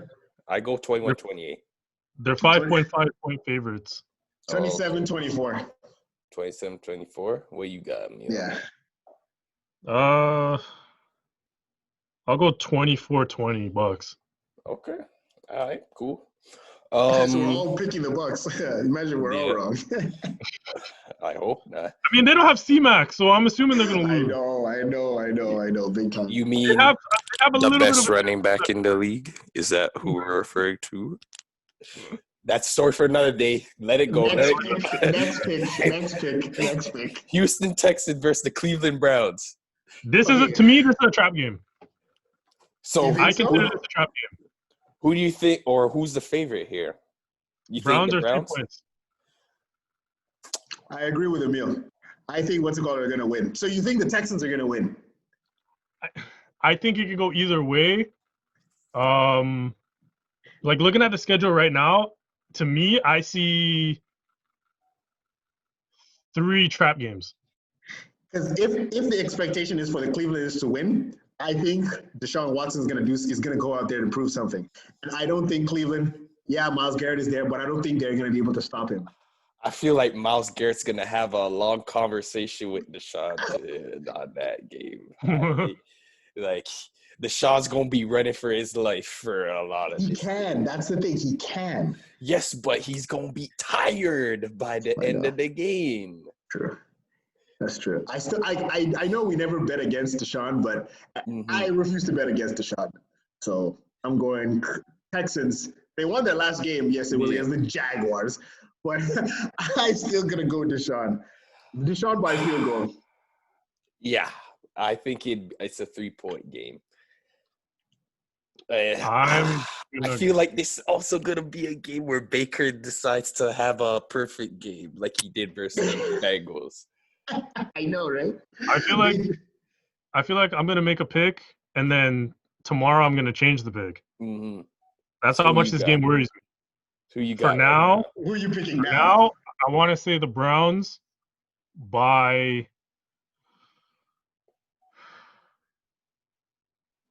4. 4 points. Okay. All right. Good Maybe touchdown. like a 21-17. Okay. Yeah, I can see that. Yeah. But I'm Next still up, going for my shot. we got the Washington to be determined versus the Detroit The Washington Lions. Racist Football Club. I guess who? The Detroit Lions. Oh, They don't even have a Lions. spread up for this game yet. The Lions. Man, honestly, if the Lions don't win this game, they need to just move I think that Lions team. as well. I think The Lions. Lions have to win this game. Come Nah, on. you know they're not gonna move the Detroit. Detroit, they love their football. They love their football. You see, you know what? If Detroit sold that team and invested in their highways and the water, Mm-hmm. be a better city. Water, yo. Fuck. They have brown stuff Flint. coming out of their water. Let's be honest. Flint. Yeah, yo, Flint, yeah, I know. You know. So, Pray for Flint, Michigan, people. But yeah, do we think this is close or? no, it's not going to be close. Detroit's actually going to win by at least one touchdown or two. Okay. It's Washington, man. Come on. They just lost to the Giants. Okay, I go 28-14 for Detroit. Yeah. Damn, yo. Yeah. Okay, let me just ask a quick question before I say. Yeah. Do you think that the fact that there's no spread up yet, do you think that they think that Detroit's going to win huge, or do you think that they can't determine whether it'll be close or what? Or you think it's going to be a blowout? I think a blowout. I think so too. I think you guys are giving too much credit to Detroit, in my opinion. I may well be. I may well be. Well, Detroit if you think about it, they only lose against not contender teams, but like decent teams. Like they haven't lost to a bad team. They didn't lose there. Yeah. You know what I mean? Okay, I'll say Lions 17-12. Okay. All right. Cool. For now. Green Bay Packers versus Jacksonville Jaguars. So how much points are Packers winning by? That's tough. Mr. What's it called? He's Neil, take it away. I feel like if I do it, I'm gonna be too loud. Do it. Oh man. So what are we talking about? Mr. Aaron Rodgers? Yes. Yeah. Well, I guess I don't know. According to Stephen A. Smith, Mr. Aaron Rodgers, he's a bad man. That was perfect. That was blew my ears. But yes, I think 2 touchdowns. That's why I didn't want to do it. I just ruined all our audio. I'm kidding. I warned you, man. Why didn't want to do it? But you can't do that quiet. It's impossible. It's impossible. Yeah, no, the guy's dropping at least 40 points or 50. Like, has he scored 50 yet, or it's only been 40? I think he only had 40. 40. It's gonna be another one of those games. Has anybody touched 50? No. Nah, not this season so far. Has it? I mean, they're 13-point favorites, so. Yeah. Then we have 35-17. Yes. 35-17 sounds good. I was gonna say 42, but 42-10. The NFC least matchup. We got the Philadelphia Eagles versus the New York Giants. I want to say this is a trap game as well, kind of. Round 2. Eagles are 3.5-point favorites. The question is, will Daniel Jones be able to finish that 80-yard run for the touchdown, or will he trip at the 10-yard line again? Oh, God. Carson Wentz, your coach just said he respects Brett Favre's opinion about replacing you for Nick Foles. This is your time to prove that you were the quarterback for the future, or else you're losing your job next season. So Carson Wentz, I'm going for the Eagles. I'm going Eagles. They're winning this game. I'm going Eagles as well. Come on. I think it's a vintage Eagles game. They're gonna Yeah, so suck for the exactly. first half, and Two then Wentz is gonna touchdowns. turn up in the second half. 2 interceptions, probably a pick 6, and then last play of the game, Carson Wentz rushes for a touchdown or throws to Boston Scott. But honestly, we need to start a petition. If the Eagles lose this game, no member of the NFC East should be able to make it to the playoffs. They should just make a rule. You are not allowed to enter the playoffs. I'm sorry. You can't enter the playoffs. Me personally, when it comes to the NBA, I feel like no team under 500 should make the playoffs. That's just me. Especially the amount of games that they're playing too, right? If you're exactly. So no, I just don't think so. So either do or die for Carson right now. Yeah, like I said, with this game, Eagles are 3.5-point favorites. To be honest, I don't even think the Eagles are going to cover that. I think they win by 2 or 3. So I'll say 24-21. Say they'll win by a safety or something. Tackle Daniel Jones in the end zone. Safety, game over. 2 points. Yeah, no, I agree with you. I think it's a trap. I think the Giants can win that too, man. I don't know, man. You're right. I might come back to that one too. All right. That's a good point. So next up, we have, this should be an interesting one, the battle of the rookies, the LA Chargers versus Miami Dolphins. Trap game. Tua versus Herbert. Trap game. Dolphins are 2.5-point favorites. Ooh. Well, this is Justin Herbert's opportunity to prove me wrong and say that he can actually lead a team to victory. I'm going the Dolphins. But I'm going with the Dolphins too. I'm going Dolphins. Yeah. Dolphins. There's something about these Chargers. They always find a way to lose games they should win. Yeah. I think it just happens again. We're thinking that, and then all of a sudden, the Dolphins are going to blow it.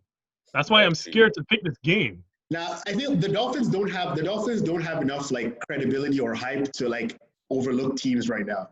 Because you're the Dolphins. You were literally a trash team last season. So I don't think they've reached the opportunity, that place where they can overlook teams. So that's why I really still think the Dolphins have a shot to win this game for me. So what you guys got? I'm just looking at. Sorry, Tim, go ahead. Yeah, I was gonna say 24-17. 24-17. The Dolphins? Yeah, Dolphins. I mean, I'm looking on the score right now, and I'm looking at Chargers stats. It's saying that they're second in yards, offense. Yeah. And their defense is 15th, which isn't great, but it's not terrible. Yeah. But they somehow find ways to lose. So, I feel like if I pick one side, the other side's going to win. That's how I feel right now. I'm going 24-21 Dolphins. Field goal walk-off kick. I get it. That's probably why the spread's 2.5. Yeah. Damn, man. Pick something now. You can always change. Yeah. I know. Okay. I'll go Dolphins 24-20. Dolphins sweep. All right. Next up on the list, we got another good one. Buffalo Bills versus Arizona Cardinals. I don't consider this a trap, only because either side could win. Yeah. And the Cardinals are actually the favorite. This is a solid game. I'm looking forward to seeing Tre'Davious White versus DeAndre Hopkins. Yeah, this is actually a solid game. Oh my God, I didn't even realize that. Yeah, I'm probably gonna be watching this game. Yeah, either this or one of the other games coming up here. I'm going for Cardinals. Cardinals for the win. I want them to win. So, and I think I have enough weapons to win that. Cardinals are 2.5 points. Yeah. Really? Against Buffalo? Buffalo's 8-2. That's crazy. 6-2. I know. 6-2. That's what I'm saying. I don't consider it a trap game. I feel like either team could win.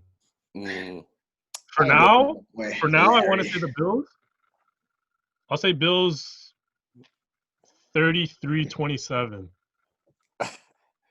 The hopeless Patriots fan me is gonna say Cardinals for this one. Cam's gonna win out the rest of the year, and we're gonna steal the division from the Bills. That's fine.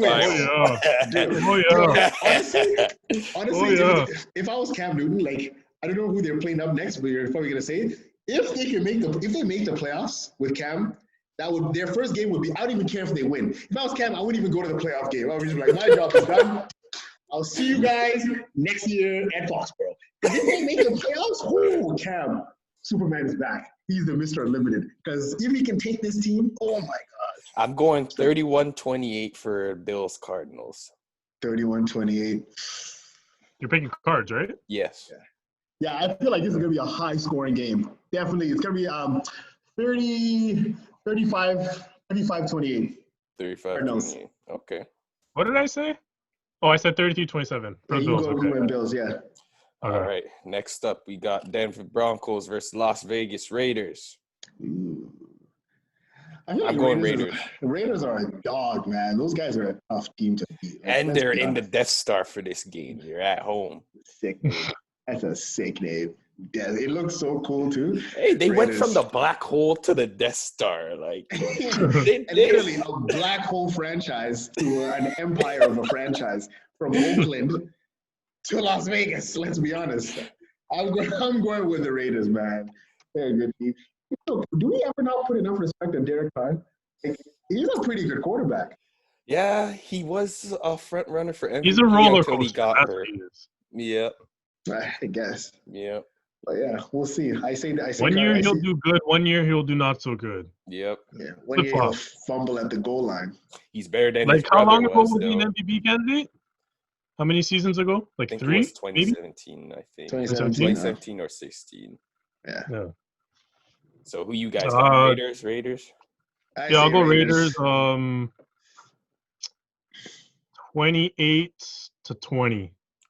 28-20? Yeah, I'll say 27-21. Yeah, I agree 28-20 as well. Mm. All right, next up, we got Cincinnati Bengals versus the Pittsburgh Steelers. I'm going Steelers. Is this their second game? They played again or no? Hold on. No, they didn't play this season. No, they never played the season. First matchup. Yeah, first. I think TJ Watt's going to have a conversation with Burrow. A very short conversation because Burrow's going to slide out of that sack, bro. Nah, we put some respect on the Watt. I think the Watt brothers? Yes, we put some respect on their name. Burrow is going to have a game, bro. I'm telling you. You know what's going to be amazing? Bengals are going to be the first team to give Steelers their first loss. Where's my hammer? I am making a statement. You heard it here first. You heard it here first. Bengals are going to give the Steelers their first loss. He said it. Y'all watching at home or listening, he said it. Thumbs up if you agree, baby. And if you disagree, thumbs up anyways. Steelers spread is 7.5. Yeah. By a full touchdown and a half. I'll pick Steelers 28-17. Damn. Almost 10 by 10 points. More than 10 points. I say 35-17. This guy's not even giving them a chance. They dropped 31 points on the Titans. I think they're gonna get a pick six on Burrow.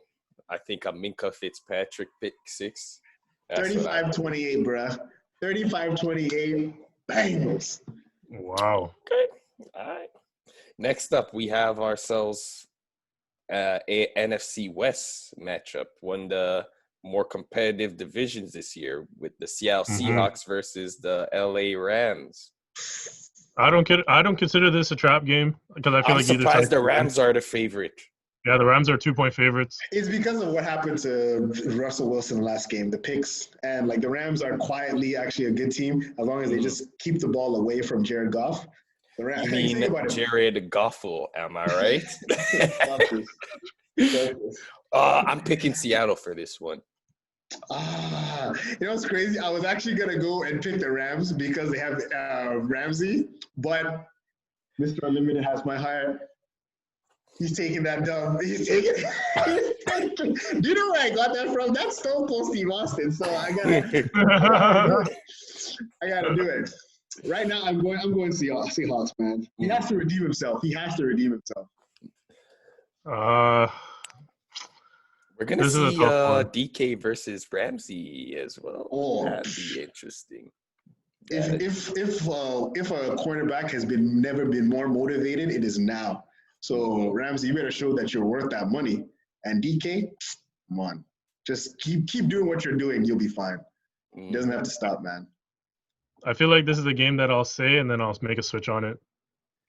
I'm honestly kind of tempted to pick the Rams, and I have the Seahawks going. I have the Seahawks coming out of the NFC too. Yeah, really? Yeah. Hey, well, not with your kind of picks. Not with your opinion. Let's go with the Seahawks and be proud of it. Seahawks sweep. The 12th man, Mr. Just do it for Sierra, bro. Do it for Sierra. Do it for the kids. Don't okay, for right now, you. And I'll probably pressure you. For right now, and I'll probably end up changing it, but I'm gonna say Rams. 30-27. Wow. Okay.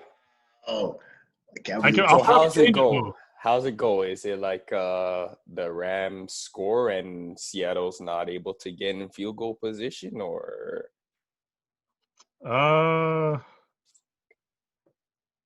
Yeah, I feel like the Seahawks will get the ball down 3 under 2 minutes, and then they'll probably fail. Okay. Wow, that's literally Mr. Unlimited failing too. You're not even saying the defense is going to fail. You're actually saying Russell Wilson will drop the ball, wet the bed. And you have every right to. He did against Arizona.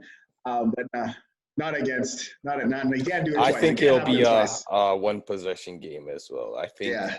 I think Seattle gets the field goal to win. That's how I am looking at it. They didn't even give the Rams 3. They gave them 2. Like, it's going to be close. It's because Jared Goff is holding the Rams back. So they can never give the Rams too many points because they're like, wait a minute, look at the quarterback. But look at the D. Look at that quarterback. So it's like, Jared Goff is like the Seahawks secondary, if that makes any sense. Next up, we got ourselves the San Francisco 49ers versus this guy's already flexing. New Orleans Saints. Saints 9 points. Saints 9-point favorites. I don't know. Well, what are the analytics saying? What is ESPN saying? What are the first take? I just beat it. I'm going with the Saints. I'll say Saints 35-20. You're giving them 20. Interesting. I'd say something along those lines too. I say 17. Though. Yeah, I was gonna say 35-17 too. I was tempted to say 14, but I thought that'd be too big. Honestly. Hey, no, they'll get. They'll probably this is how they'll get a field goal and they'll score 2 touchdowns in like garbage time, and that's about it. I think the Saints run away with this game, and the Niners, when the Saints are just playing back, they'll be able to move the ball down eventually. Yeah, exactly. Just let's pray, because anything could go. As a Saints fan, anything can go wrong. So we're praying. Honestly, I feel confident about the Saints winning. I'm worried about the spread. Mm. The spread kind of worries me. I wish I was as confident as you. I'm not. Then we have our Sunday primetime game. Trap game. Yeah, I said it. Who's playing? Ravens and Pats. Oh, I agree with Amiel. I think this is a trap game. Brandon, you have to agree. Something in my stomach tells me it's a trap, man. Do you think he's just gonna I don't know. Right now, it's gonna be Lamar Jackson versus Bill Belichick. Essentially. Ravens 7-point favorites too. I know for sure. I told Neil just the other day I was picking the Patriots to lose that game. Yeah, that was yesterday. Yeah. Off rip, I'm going with the Baltimore. I'm picking. Me too, but I don't feel good about it. Well, I know. The Patriots played like dog crap against the Jets. I know that. Thank you for the censor. I don't. Gilmore's coming back hopefully this week. Is he? hopefully. There you go. There you go, Cam, man. But This is times. it's not the receivers you have to worry about. It's the run game you have to worry about. And recently, the Patriots been getting killed. We saw what happened versus Frank the Gore, Niners. yes. We saw And- Frank Gore was yeah. doing his thing. Destroying you guys. I don't know. I really like the strength of the Patriots is their secondary, but I don't even think that's gonna matter in this game. I know. I just don't want Cam Ravens to- aren't even that good on offense, so that's the thing. They have one of the best running attacks, though. I'm still going with the Ravens. They're first in rushing yards, yeah, but like Yeah. their passing is 31st. Yeah, Like, damn. Out of what? 32 teams, jeez. Yeah, man. Like, Yeah. Well, I mean, you can stick with what you know. So, if it becomes one of those Lamar Jackson just eats, then it's over for them. If they can yeah, bottle him up. Patriots are 25th in rushing defense. Mm-hmm. So. Ooh, never mind. This game is built for the Baltimore. I'm going on for I want the Patriots to win, but I think Baltimore's gonna win. So my heart says Patriots, but my head says Baltimore. Is it a close game? Yes, for sure. Patriots don't lose blowouts. Yeah, You realize I'm that? worried. I'm worried about the Ravens covering that 7-point spread. No, there's honestly. no way. Think about it. Even against what was it? Who did they lose? Against the Bills, it was a fumble. It was going to be a scoring drive. Against the Seahawks, it was a goal line stop. They're only losing. Yeah, they could easily be 5-3. So that's what I'm saying. So it's either just by 7 points or by 3. Okay. I'm calling low scoring as well. I'm gonna say Ravens 21-17. Yeah, just a drive that doesn't finish. Okay. Sorry, Brandon. I'm still feeling like it's a trap, honestly. Something just telling me. Hey, if the Patriots win, I'm not gonna be mad. I know, right?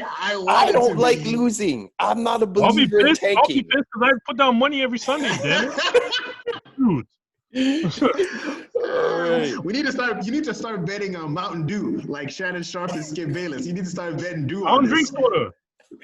Oh yes, he's non-soda guy. No more soda? Hey, love it. Bet what's it called then? What's that water called? Flavored sparkling water. Perrier. Sparkling water. Exactly. Next up, we got the Minnesota Vikings versus the Chicago Bears. I'm calling trap as well. You think so, huh? Yeah. Well, if Dalvin Cook plays like how he's been playing, Yeah. I think they win that game. To be honest, Yeah, he's the difference. The only running back, other than Derrick Henry, but the only running back that's I think is better than Kamara right now is Dalvin Cook, and he is disgusting. He's killing it. Yeah, but you know the funniest thing?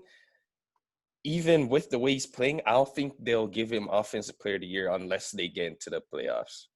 Yeah, I'm starting to realize that it's impossible for running back unless you have. Yep. Yeah, they're 3-5, right? Third in the division. Yeah. They're behind the Bears, but the Vikings are actually the favorite. Yeah, because the Vikings, they've been on a roll, and Nick Foles is not facing Tom Brady. He's in a Bears uniform. So yeah, the Vikings are 3-point favorites.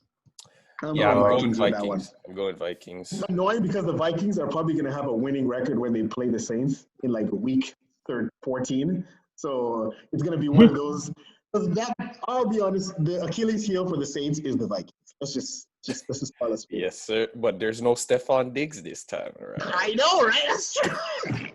Well, Adam Thielen's still there. But there's still an Adam Thielen. Where's Kyle Rudolph?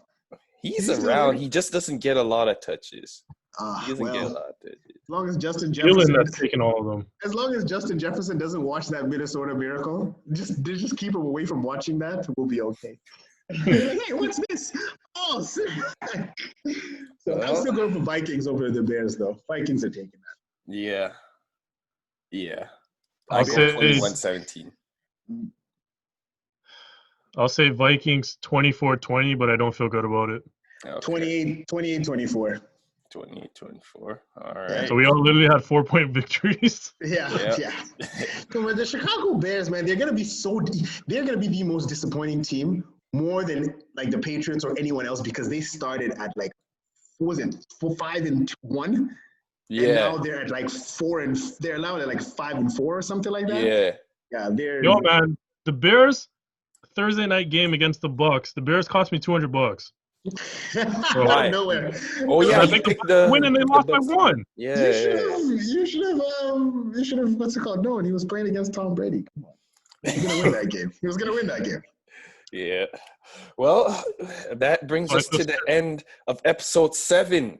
I want a big thank you for Mr. Amiel. Hey, I also want to plug him. You know, he's got his own YouTube channel going there. He does a lot. Sir. And a Twitch channel. He does a lot of gaming. Yes. Watch Dogs Legion. I peeked in for a couple of those reaction episodes. videos. And he does the reactions. Fire. I'll plug it in the description on YouTube. I don't know how to do those other ones, but yes, we gotta look out for each other out here. Also, we got audio versions. We're on Spotify. We're on Google. We're now on Apple as well. Okay. So for those of you who can't really pay attention and watch on your phone, we got audio versions too. I'm sure you can download off of those sites. Or you get YouTube to MP3 and just download the actual YouTube video on. Yes, Mr. G. Do that. Don't have iTunes or Spotify. Yes, sir. And big shout out, Amiel. Where can we find you on social medias? Yeah. Okay, so we'll start with the Instagram. I am at AmielGTV. That is AMIELGTV. That's the Instagram. Twitter is my full name, Amiel Grant. AMIEL Grant. All one word, obviously. The YouTube. Just search up Amiel Grant. Amiel GTV, sorry. I don't know how I mixed that up. I've been in it for, what are we in, November? So I've been in it for 3 months now. Yes, sir. I don't have 100 subs yet, so I don't have a custom URL. Just now. It's coming, baby. It's coming. I'm at 32, I think. So it'll be a little bit, but I love it. Once I hopefully hit 100, then I'll get that custom URL. So listen. Y'all need to go support the man then. Y'all, if you watching this or if you listen to this, I better see you in the comments on Amiel's podcast. Nice podcast. Darn straight. I'll find you. Yeah, for now, because I'm not at 100 subs yet, I don't have the custom URL. Just hop on youtube.com, go to the search bar, type in Amiel GTV, all one word. You will find it instantly. And I love your logo, eh? That's low key. You inspired a little bit of like the Ovatime logo because I love like that. Like it's like here's the thing though. It looks so sick.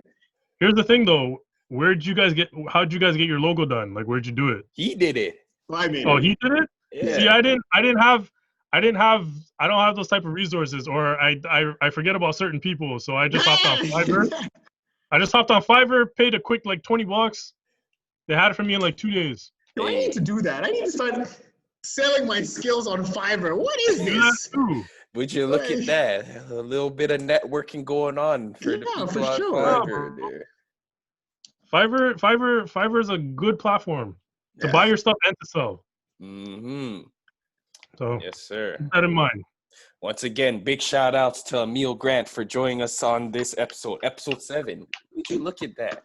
We're almost at 10 episodes. Brought me in for 7, lucky 7. I appreciate it. Yes, sir. All right, guys. 7 days in the week, baby. Overtime with B&T. Once again, I am Brandon, and that is T over there, Big T. My guys. Timothy, or as he likes to call himself, Big Truz. You already know, baby. Take care, everybody. You have yourselves a good night.